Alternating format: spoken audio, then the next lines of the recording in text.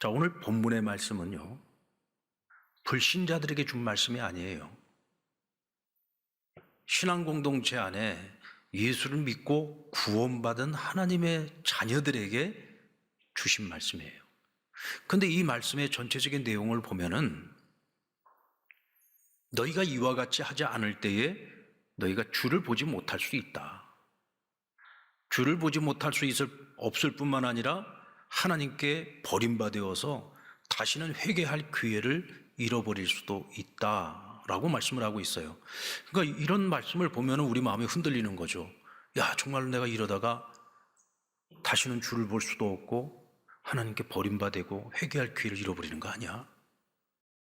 자, 그러면 어떤 사람이 이와 같이 주를 보지 못하고 버림받는가? 오늘 본문 전체의 내용을 살펴보면 모든 사람과 화평하지 못하는 사람, 그리스도인이에요. 하나님의 자녀인데 모든 사람들하고 화평하지 못해요.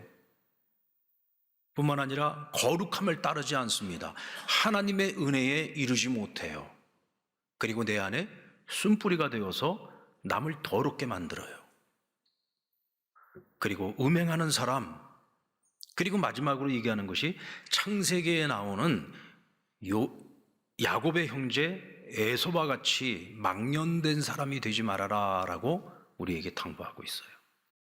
히브리서 기자가 말하고 있는 이 야곱의 형 에서는 오늘 히브리서 기자가 말하고 있는 주를 보지 못할 자, 버림받을 자의 특징, 지금 나열되어졌던 그 모든 특징들을 함축적으로 다 가지고 있는 사람이 누구였느냐면 바로 이 에서라는 인물이었다는 거예요. 그래서 이 에서를 하나의 대표적인 예로 비유로서 우리에게 이야기하고 있는 것입니다. 한 그릇 음식을 위해서 에서는 장자의 명분을 팔았다는 거예요. 그와 같은 행동은 망령된 행동이었다라고 오늘 히브리서 기자는 말합니다. 히브리서 기자는요, 바로 이 에서를 예로 들어서 오늘 이 시대를 살아가는 그리스도인들에게 당부하고 있는 겁니다. 너희는 에서처럼 망령된 자가 되어서는 안 된다. 이 말은 무슨 말이냐면 너희도 세상에 너희를 유혹하는 하나의 음식 때문에 너희가 가지고 있는 하나님의 자녀된 권세, 하나님께서 우리 믿는 자들에게 약속해 주신 하나님의 나라를 바꿀 자들이 있다는 거예요. 우리가 겉으로 볼 때에는 분명히 하나님을 경외하는 믿음의 사람들이지만 실제로 우리가 일상생활 속에서 우리의 모습은 그렇지 못할 때가 많다는 거죠. 에서의 모습처럼 망령된 자의 모습으로 살아가는 자들이 이 세상의 수많은 그리스도인들 가운데 너무 많다는 겁니다. 그러므로 너희는 그런 자들이 되지 않기 위하여 끊임없이 노력해야 된다라고 오늘 성경은 우리에게 말씀하고 있는 거예요. 자, 그렇다면 오늘 우리에게도 값주고 살 수 없는 하나님의 은혜를 우리가 입어서 구원을 얻었어요. 하나님의 자녀가 됐어요. 하늘의 유업을 받는 자가 되었습니다. 그런데 이것의 가치를 모르고 우리가 세상 살면서 그것과 맞바꿔버리는 입에 달디 단 음식 한 그릇, 그것이 무엇일까요? 에서가 장자 명분과 바꾸었던 팥죽 한 그릇을 생각해 보세요. 이게 뭐 대단한 겁니까? 정말 허접한 거잖아요. 하찮은 것 아닙니까? 이건 주식도 아닙니다. 그저 간식에 불과한 거예요. 그런데 이 별것 아닌 이 팥죽 한 그릇 이 음식에 에서의 눈을 뒤집히게 만든 것이 무엇이었습니까? 바로 허기짐이었습니다. 여러분, 오늘 우리는 무엇에 허기져 있습니까? 여러분들 영적인 일에 허기져 있습니까? 육적인 일에 허기져 있습니까? 뉴욕의 리디머 교회의 담임 목사인 팀 켈러라고 하는 목사님이 계세요. 지금 전 세계에서 가장 주목받고 있는 목사님이고 가장 영향력을 많이 미치고 있는 목사님인데 그분이 쓰신 책 중에 내가 만든 신이라는 책이 있습니다. 이 책에 보면 내가 만든 신, 곧 우상을 식별하는 4가지 방법에 대해서 우리에게 가르침을 주고 있는데 그 첫 번째는 생각하는 내용을 점검해 보라는 겁니다. 여러분, 우리가 의도적으로 어떤 자기 의지를 가지고서 내가 어떤 것을 생각하려고 할 때가 있는가 하면 내가 의지적으로 생각하지 않으려고 할 때에 그냥 내 생각이 저절로 흘러가고 있는 방향이 있을 거예요. 근데 어떤 생각이 진짜냐? 내가 의도적으로 생각하는 것이 아니라 그냥 의도하지 않아도 내 생각에 흘러가고 있는 그 생각이 진짜라는 거죠. 왜냐하면 그 생각이 바로 나예요. 그것이 내 자아인 겁니다. 그 생각이 바로 나라는 사람인 거예요. 그 생각이 여러분들 어디로 흘러가고 있습니까? 여러분들이 늘 생각하는 것이 만약 돈이라면 여러분들에게 돈은 하나님을 대신할 수 있는 신입니다. 우상인 거죠. 성공입니까? 성공이 신인 겁니다. 명예입니까? 명예가 신인 거고요. 날마다 나도 모르게 음란한 생각을 하고 있다. 그러면 세상의 쾌락의 신이 이미 나에게 우상이 되어버린 거예요. 그리고 두 번째는 돈을 어떻게 쓰는지를 보면은 오늘 내 속 사람이 진짜로 사랑하는 것이 무엇인지를 알 수 있다는 거죠. 여러분, 돈이 얼마나 중요합니까? 여러분들이 일주일 동안 살면서 가만히 생각을 해보면은 내가 돈 버는 일에 가장 많은 시간을 들였잖아요. 그렇게 우리가 힘들어서 고생해서 돈을 법니다. 그렇게 힘들게 번 돈을 어디로 흘려보내고 있습니까? 결국 내가 가장 사랑하는 곳으로, 사랑하는 사람에게 사랑하는 일들에 그 돈이 다 쓰여지는 거죠. 그래서 그것이 무엇인지를 잘 살펴보면 바로 그것이 우리에게 이미 신이 되어가고 있다는 거죠. 우상이라는 겁니다. 그리고 세 번째, 기도가 응답되지 않을 때가 있어요. 희망이 꺾일 때가 있습니다. 이럴 때 우리는 섭섭하죠. 하나님께 섭섭해요. 하나님, 왜 내 기도는 안 들어주시는 거예요? 절망하고 낙심할 때가 있습니다. 그러나 우리가 건강한 신앙을 가지고 있다면 우리는 얼마든지 이것을 하나님의 뜻으로 잘 해석을 해서 잘 극복해 나갈 수가 있고, 오히려 절망이 아니라 이것을 전화위복의 기회로 삼기도 하죠. 그러나 그러지 못하는 사람들은 어떻습니까? 내 기도가 응답되지 않는다고, 내 희망이 꺾였다고 우리 불평하고 하나님께 원망하고 우리 스스로가 자기를 자책하면서 절망할 때가 있죠. 그렇다고 한다면 우리가 기도하고 있는 그 기도의 제목들이 때로는 우리에게 내가 만든 신이 될 수 있어요. 그리고 마지막은 가장 통제하기 힘든 자기 감정을 보라고 조언해 주고 있습니다. 자기 감정. 이것이 잘못된 감정인 것을 알아요. 잘못된 행동인 것도 알아요. 그런데 통제가 잘 안 돼요. 그 감정에 휩싸이게 만드는 바로 그것, 나로 하여금 그런 감정에 휩싸이도록 만드는 그것이 내 안에 진짜 신일 가능성이 있다는 겁니다. 어느 기독교 상담학 교수님의 칼럼에서요, 포르노 중독에 빠진 한 그리스도인의 사례를 본 적이 있습니다. 그 사람은 그리스도인이면서 교회의 중직자예요. 그런데 포르노 중독에 빠졌습니다. 그런 것을 보면서 우리의 영혼이 얼마나 더러워집니까? 우리의 영혼이 얼마나 타락합니까? 불편하잖아요. 그것을 보는 순간, 그것을 보면서도 그 마음이 얼마나 불편하겠습니까? 왜요? 하나님 다 보고 계시니까. 내 안에 성령님이 계시는데, 성령님이 기뻐하지 않는 것을 내가 지금 보고 있어요.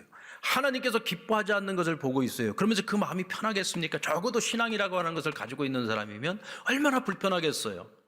얼마나 죄책감이 들겠습니까? 그러니까 회개도 합니다. 하나님 용서해 주세요. 내가 다시는 안 볼게요. 그랬으면 다시 안 봐야 회개인 겁니다. 그런데 시간이 조금 지나고 나면 또다시 보기 시작하고 또다시 그런 것들을 모으기 시작하고. 그건 무슨 얘기냐면 이미 중독이 됐다는 겁니다. 여러분, 우리를 중독시키는 것이 뭐냐? 가짜신이에요. 그것이 다 우상입니다. 오늘날 우리 그리스도인들 가운데에서 아마도 이와 같은 이런 비슷한 딜레마에 빠져 있는 이들이 굉장히 많을 겁니다. 여러분들, 세상은 절대로 우리를 그냥 놔두지 않습니다. 세상의 악이 절대로 우리를 그냥 놔두지 않아요. 세상의 어두움이 절대로 우리를 그냥 놔두지 않습니다. 세상의 것들은 굉장히 달콤합니다. 마치 야곱이 만들었던 단팥죽처럼 아주 달콤해요. 그 순간에 먹을 때는 너무 맛있어요. 허기짐이 다 사라지는 것 같아요. 내 안에 있는 모든 목마름과 갈급함이 다 해결되는 것 같아요. 그러나 그 순간이 지나가고 나면 아무리 마시고 마셔도 해결되지 않는 목마름이 찾아온단 말이에요. 그것이 그를 더 힘들게 하고 더 고통스럽게 만들고 결국은 망하게 하는 것입니다. 에서를 보세요. 이 사람은 이 사건이 있기 전에 이미 하나님보다도 세상을 더 사랑했고 세상에 중독되어 있는 사람이었습니다. 그는 그의 아버지하고 너무나 달랐어요. 여러분, 에서의 아버지 이삭을 생각해 보십시오. 나이 40이 될 때까지 그는 장가를 못 갔습니다. 왜냐하면 그가 살고 있는 그 땅은 가나안 땅이요, 주변이 전부 가나안 족속이었습니다. 그러니까 결혼을 하려면은 그 가까이에 있는 여인들 중에서 아내를 찾으려고 하면 가나안 여인을 취할 수밖에 없어요. 그러나 그것을 아버지도 기뻐하지 않고 하나님도 기뻐하지 않는다는 것을 알아요. 그래서 언젠가 자기 족속 가운데 자신의 아내감을 찾을 때까지 기다렸던 겁니다. 그게 40년이에요. 여러분 같으면 40살까지 참을 수 있겠습니까? 저 같았으면 못 참습니다. 에서를 보세요. 여러분, 결국은 이삭의 아내감을 누가 찾아줬습니까? 아버지 아브라함이 자기 집에 오랜 세월 동안 함께했던 종 엘리에셀을 그의 그 족속에 살고 있는 하란 땅으로 보내잖아요. 그 땅에 가서 리브가라고 하는 아름다운 처녀, 하나님이 기뻐하는 처녀를 찾아가지고 데리고 와서 이삭이 아내를 맞았어요. 그게 40살에 아내를 맞은 겁니다. 그런데 에서는 아버지가 기뻐하지 않아요. 어머니도 기뻐하지 않아요. 그걸 뻔히 알면서도 그는 자기의 욕정을 참지 못해서 가나안 여인들을 아내로 맞이합니다. 근데 그것으로도 모자라서 나중에는 이스마엘의 딸을 아내로 맞이했다 그랬어요. 그것이 아버지를 근심케 했습니다. 아버지를 기쁘게 하지 못했다 그랬어요. 아버지뿐만이겠습니까? 하나님께서도 그것을 기뻐하지 않았죠. 그 가정에 이방 여인이 들어오면서 어떤 일이 일어나겠습니까? 당연히 이방 문화가 들어오게 될 것이고 이방의 종교가 들어오게 될 것이고 결국은 하나님으로부터 멀어질 수밖에 없는 것이죠. 사도 바울은 골로새서 3장에서 골로새 교인들에게 너희가 악한 정욕을 죽이려거든 위의 것을 찾으라고 말씀을 합니다. 이게 무슨 뜻일까요? 위의 것을 찾으라, 하나님을 찾으라는 거예요. 하나님 나라의 소망을 두고 살아야 된다는 것입니다. 언제나 너희가 하나님 앞에서 살고자, 코람데오의 삶을 살고자 노력해야 된다는 거예요. 그러지 않으면 너희 안에 너희가 만들어 놓은 자기신을 제거하는 거, 극복하는 거, 벗어나는 거 절대로 불가능하다. 그만큼 여러분 이미 중독되었다라고 하는 것은요, 벗어나기가 어렵다는 얘기입니다.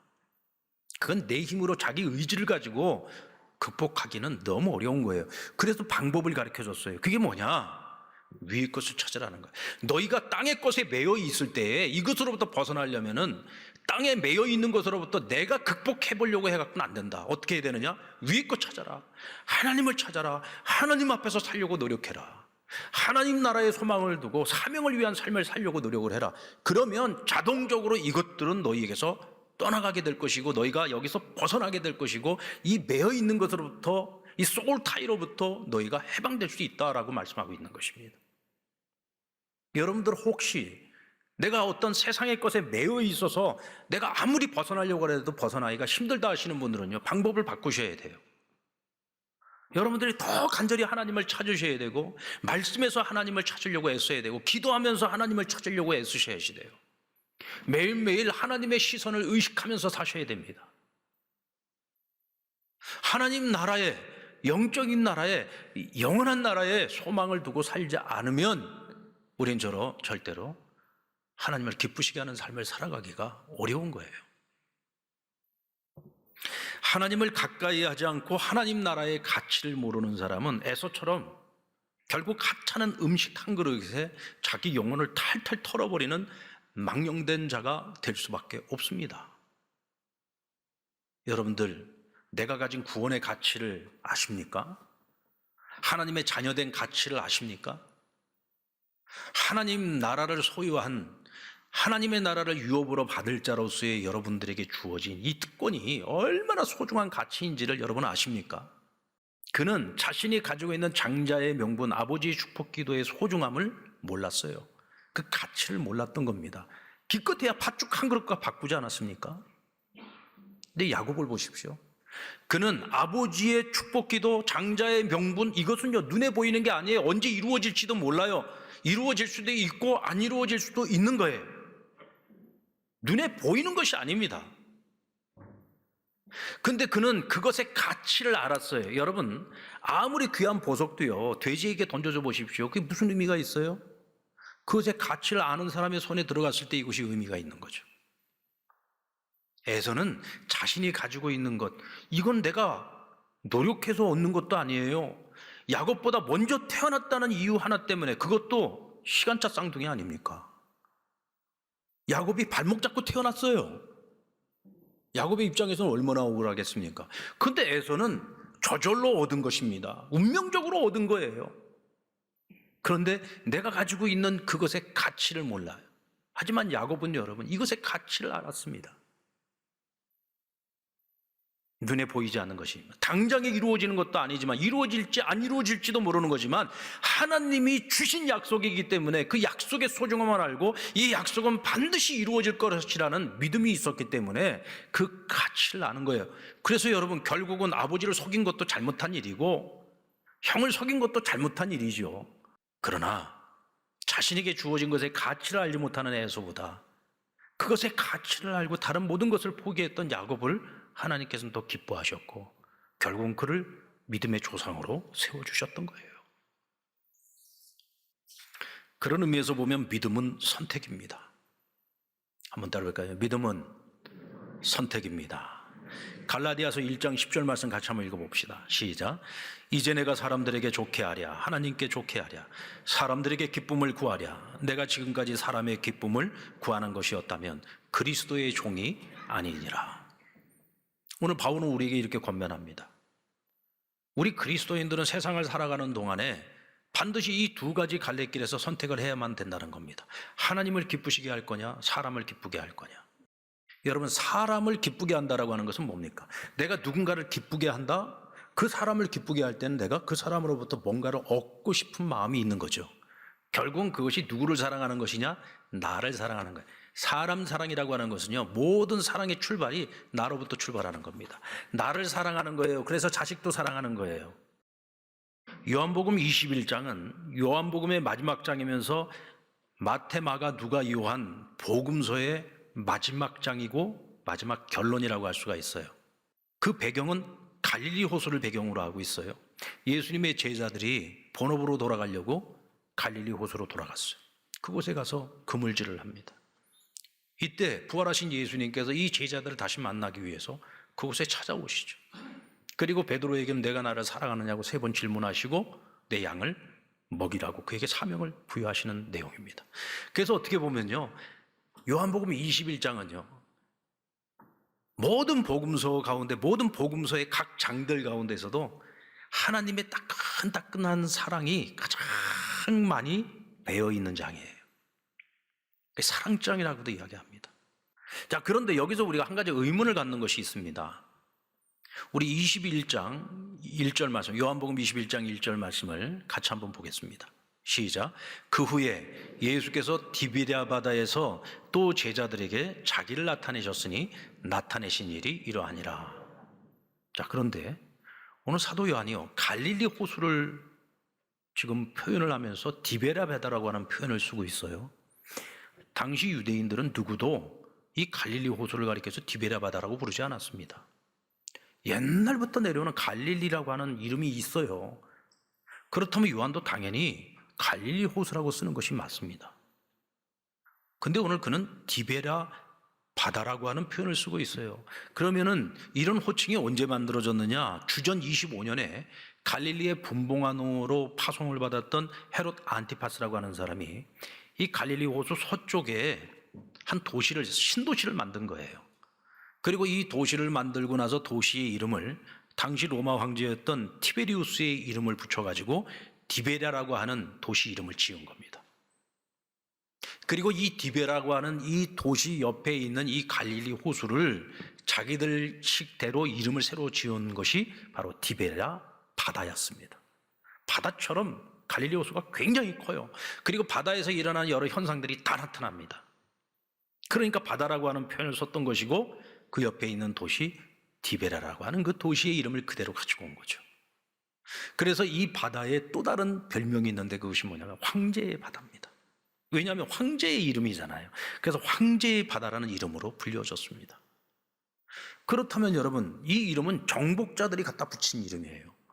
그런데 왜 사도 요한이 하필이면은 갈릴리 호수라고 하는 좋은 이름을 내비두고 디베랴 바다라고 하는 이름을 썼을까? 여기에는 사도 요한의 분명한 생각이 있고 의도하는 바가 있다는 것을 알 수가 있죠.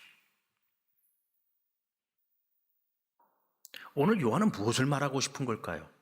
오늘 이 자신의 서신을 읽게 될 그리스도인들에게 말하고 있는 겁니다.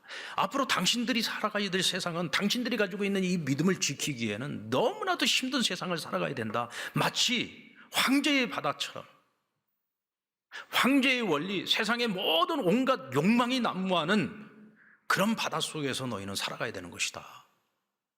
그러니까 믿음을 갖고 살아간다는 걸 절대로 만만하게 생각해서는 안 된다. 너희들이 그 믿음을 끝까지 지켜낼 수 있도록 세상은 절대로 그냥 두지 않을 것이다. 끊임없이 유혹할 것이고 끊임없이 시험할 것이다. 너희는 그와 같은 유혹의 바닷속에서 과연 하나님을 선택할 수 있겠느냐? 진리를 선택하면서 살아갈 수 있겠느냐? 오늘 그것을 끊임없이 도전하고 묻고 있는 것입니다. 그래서 여러분, 베드로에게 예수님께서 물은 것이 뭐예요? 내가 나를 사랑하느냐? 이때 내가 나를 사랑하느냐 할 때 이 사랑이라고 하는 단어가요, 필레오라고 하는 친구 사랑을 할 때 표현하는 필레오라고 하는 단어로도 사용을 했고, 아가페, 이것은 신적인 사랑이죠. 무조건적인 사랑입니다. 하나님께서 자기의 사랑을 우리에게 보여주기 위해서 예수님을 보내주셨잖아요. 자기 아들을 희생하면서까지 우리를 사랑해 주셨던 사랑이 아가페 사랑입니다. 근데 필레오라고 하는 단어를 사용하든 아가페라고 하는 단어를 사용하든 주님께서 말씀하신 이 사랑의 의미는요, 자기 목숨과 맞바꾸는 사랑이에요. 그러니까 예수님께서 베드로에게 물으셨던 내가 나를 사랑하느냐 하는 이 질문은 뭐냐면, 너 나 사랑해?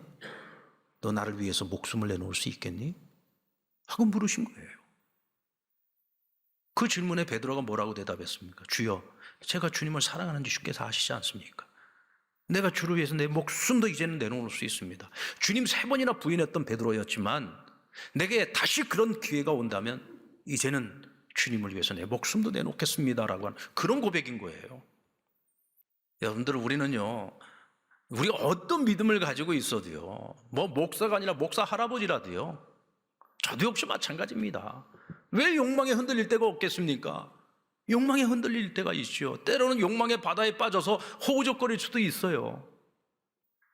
그러나 적어도 내가 하나님에 대한 온전한 신앙 고백, 예수 그리스도에 대한 온전한 신앙 고백, 적어도 내 마음만큼은 내가 주님을 위해서라면 내 목숨도 내놓겠습니다라고 하는 그런 신앙의 고백을 우리가 가지고 있다면, 우리가 어떤 실수를 하고 어떤 허물을 가지고 있고 어떤 욕망의 바다에서 우리가 허우적거리고 있을지라도 절대로 하나님 우리를 내팽개치거나 버리지 않는다는 거예요. 제가 서두에 말씀드렸죠. 우리가 그런 고민들이 있다고요. 혹시 버림받지 않을까? 아니요, 하나님 절대로 우리 버리지 않아요. 반드시 우리 인생에 간섭을 하셔서, 아니 다리뭉둥이를 부러뜨려서라도 하나님께 우리로 하여금 회개하게 하시고 그 욕망의 바다를 건너서 다시금 하나님을 찾도록 만드십니다. 그게 하나님의 사랑이에요. 여러분, 구원을 받는다고 다 똑같은 구원이 아닙니다. 부끄러운 구원이 있어요. 그렇게 일찍이 하나님께서 하나님의 자녀로 삼아주시고 일평생을 하나님의 영광을 위해서 살아갈 수 있는, 하늘의 상급을 받을 수 있는 그런 인생으로 불러주셨는데, 하나님께서 그리스도인이라는 이름을 주셨고 또 귀한 직분까지 주셨는데 자기 멋대로 세상 영광만 추구하고 살다가 그렇게 마지막에 부끄럽게 구원을 얻어서 천국 간다면 얼마나 부끄러운 일입니까? 하나님이 우리에게 주신 그 많은 날들이 있잖아요. 그 많은 날들을 하나님께 기쁨이 되는 인생을 살아갈 수 있다면 얼마나 영광스럽겠습니까? 같은 구원일지라도 그 구원은요, 하늘의 영광이 있어요. 하늘의 상급이 있습니다. 의의 면류관이 기다리는 것입니다. 그런 구원을 얻어야 되지 않겠습니까? 이를 위해서는 어떻게 해야 된다고요? 위의 것을 찾아야 돼요. 절대로 어떤 나의 결심이나 의지만 갖고 되는 것이 아닙니다. 하나님 앞에서 살고자 애써야 되고 늘 하나님의 눈을 의식하고 살아야 되고요. 끊임없이 하나님 나라의 소망을 두고 우리에게 주신 사명을 위한 인생을 살아갈 수 있을 때 우리는 이런 세상의 죄, 우리가 스스로 만들 수 있는 모든 세상의 우상들, 세상의 신들, 이것들로부터 우리가 벗어나고 이것들을 극복하고 욕망의 바다를 넘어서 하나님의 뜻대로 살아갈 수 있는, 하나님께 기쁨이 되는 인생을 살아가는 그런 그리스도인이 될 수 있습니다. 여러분, 어떤 인생을 살기를 원하십니까? 우리는 매 순간 선택해야 됩니다. 오늘도 선택해야 됩니다. 여러분, 언제나 옳은 선택, 바른 선택을 통해서 하나님께 기쁨이 되는 저와 여러분 될 수 있기를 주의 이름으로 축원합니다.